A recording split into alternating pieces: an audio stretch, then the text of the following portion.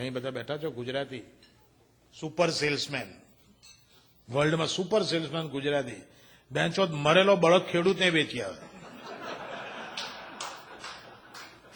ને પેલાને એમ કે ટ્રેક્ટર છે ને પેલો ચોદું એ લઈએ લે. બોલો, સુપર સેલ્સમેન, એમાંય અમદાવાદ નો હોય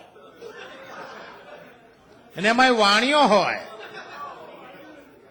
પતી ગયું સાહેબ. He is the super salesman નો બાપ થાય. કારણ કે અમદાવાદમાં રહીને સિંધી પાસેથી માલ લે ને મારવાડીને વેચે ને તોય ચોદું કમાય. બોલો, બે અઘરી આઈટમ જોડે કામ કરે ને તોય કમાય. અને વર્લ્ડમાં સાહેબ વાણિયા જેટલો હોશિયાર કોઈ જ નહીં. અહીંયા ઘણા બેઠા હશે. વાણિયા જેટલો હોશિયાર સાહેબ કોઈ નહીં. ઘણા છે, મને તો ઓળખું છું. હા, અને વાણિયા જેટલી હોશિયાર કોઈ નહીં સાહેબ. એક વાણિયાએ રાવણની પૂજા કરી. બોલો, રાવણની. બધા ભગવાન મેલ પડતા રાવણની વાંહે પડી ગયો. 6 મહિને રાવણ પ્રસન્ન થયો. રાવણ કે માગ માગ માગે તો આલું. વાણિયો કે 10 વરદાન આપો બોસ. હા કે 10 વરદાન જોયા છે? વરદાન 1 હોય, 2 હોય, 3 હોય, 10 એનો માગે. રાવણ કહે કોઈ, વાણિયો કહે કોઈ રાવણની પૂજા કર્યું જોયું છે? 3 વરદાન તમારે બધા ભગવાન આલે છે, 10 માટે તમારી વાંહે પડ્યો. 6 મહિના ધંધાની માં ફાડી નાખી. હવે તમે 6 મહિના પછી કહો 3 વરદાન આપો તો કઈ રીત છે તમારી? રાવણ કે ચોદું મગજમારી નહીં જોતા, 3 વરદાન લઈને હાડથી પકડ. વાણિયા તો કે બેંચો દાદો કેસ બગડે છે. વાણિયા કે કેસ પડતો મૂકે 6 મહિના બગાડેલા. અહીંયા ઘણા વાણિયા બેઠા હશે. હું બામણ છું અને હું મારી સામે જયારે બહુ વાણિયાઓને જોઉં ને તો મને મારું બાળપણ યાદ આવે કે બેંચો નાના હતા તો બધી જ વાર્તામાં એવું જ આવે કે એક ગરીબ બ્રાહ્મણ હતો અને એક ધનિક વાણિયો હતો.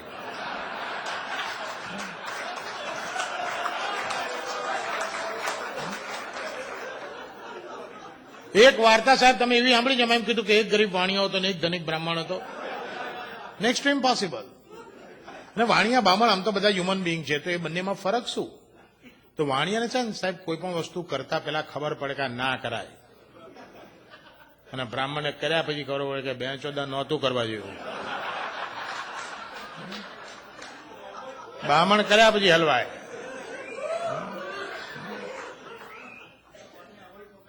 અને પેલા એ કીધું કે 10 વરદાન નહીં મળે, જોતા 3 લઈ લે. હવે પેલો વાણિયો કેસ બગાડવાના દેખો કે ચલો 3 તો 3, but make sure Ravan, make sure હું જે માગું એ મળવું જોઈએ. રાવણ કે તથાસ્તુ, તું જે માગીશ એ મળશે. બોલ, પહેલું વરદાન કે તમારા ખભા ઉપર ગદા છે ને, ગદા તે કે લાકડી થઈ જાય. એટલે કે હીરા મોતી માણિક જવેરાત સોના ચાંદી કઈ ના જોઈએ, ગદામાંથી લાકડી બનાવો. ફટાકથી રાવણની ગદામાંથી લાકડી બની ગઈ. તો કે બીજું વરદાન કે લાકડી તમારી ગાળમાં ઘૂસી જાય. રાવણ કે જાવ ના કરે કે ના વરદાન એટલે વરદાન, તમે તથાસ્તુ બોલ્યા છો. ફટાકથી લાકડી રાવણની ગાળમાં ઉકી જાય. રાવણ કે ચોદ્યા જલ્દી ત્રીજું વરદાન માગ, મારા ગાળમાં લાય બળે છે. એટલે વાણીઓ કે જો ત્રીજું વરદાન માગો પેલા એક ખુલાસો કરી લઉં કે તમારે મને 10 વરદાન આપવા છે, નહીતર ત્રીજું વરદાન એવું માગીશ કે લાકડી પાછી ગદા થઈ જાય.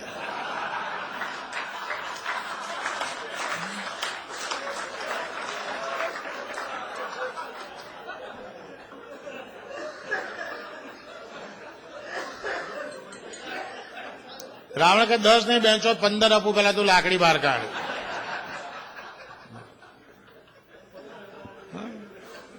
રાવણી ફાડી નાખીએ દાડે તો આપણો શું ક્લાસ.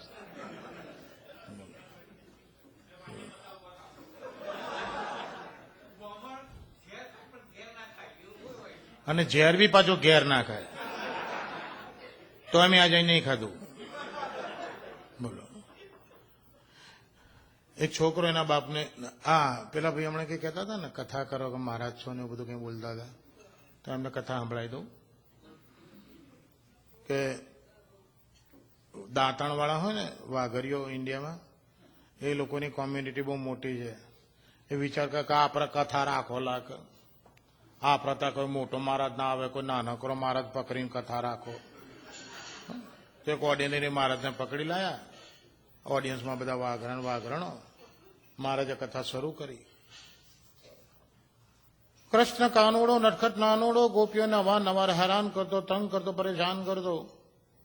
ગોપીઓને હેરાન કરવાના નવા રસ્તા કાનોડો ગમે ત્યાંથી શોધી કાઢતો.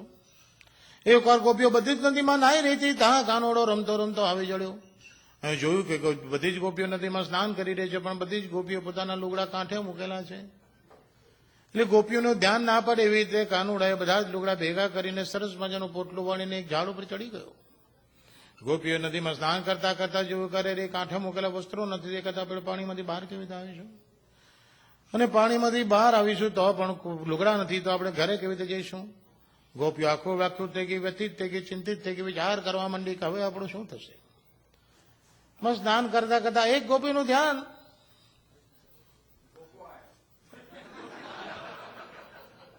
એમાં નદીમાં સ્નાન કરતા કરતા એક ગોપીનું ધ્યાન ઝાડ ઉપર બેઠેલા કાનુડા ઉપર ગયું.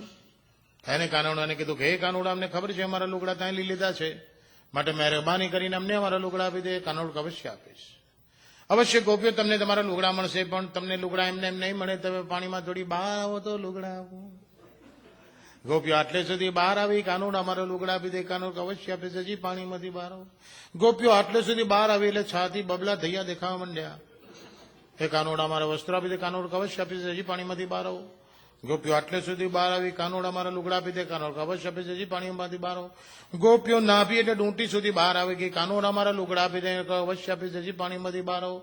ગોપીઓ નાભી 4 આંગળ નીચે સુધી બહાર આવી ગઈ. કાનુડ હવે હદ કરે છે, મહેરબાની કરીને અમારા લુગડા આપી દે, જેથી અમે પાણીમાંથી બહાર આવી અને લુગડા પહેરીને ઘરે જઈ શકીએ. કાનુડ અવશ્ય આપીશ. ગોપીઓ તમારા લુગડા હું તમને અવશ્ય આપીશ, પણ હજી તમે પાણીમાંથી થોડી બહાર આવો. આ બહુ લાંબુ ચાલ્યું ને એટલે વાઘરા બગડ્યા. એક વાઘરો પોતે કલા ભોસરી ને મહારાજ, તું કથા કરવા આવ્યો કે અમારો લોરા ઉઠારવા આવ્યો?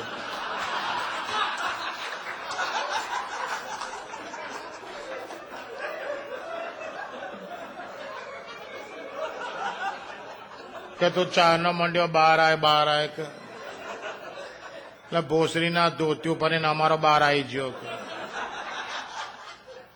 આમાં છેલ્લેથી વાઘરો પોતે કે પેલો કાનુરો ગોપીને લુગરા આલે કે ના આલે, મને કોઈ નાનકલું લુગરું આલો.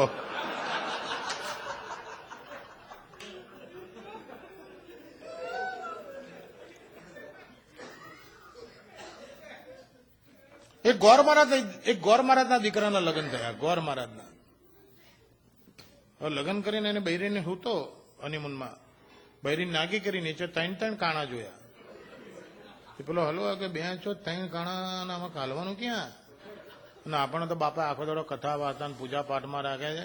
કોઈ છોકરીએ તો વાત નહીં કરી દે, કોઈ ભાઈબંધ નહીં, અને આપણને કોઈ નોલેજ નથી. ને આજે ખોટા કાણામાં ઘાલી દઈશું અને આખી જિંદગી સાંભળવું પડશે.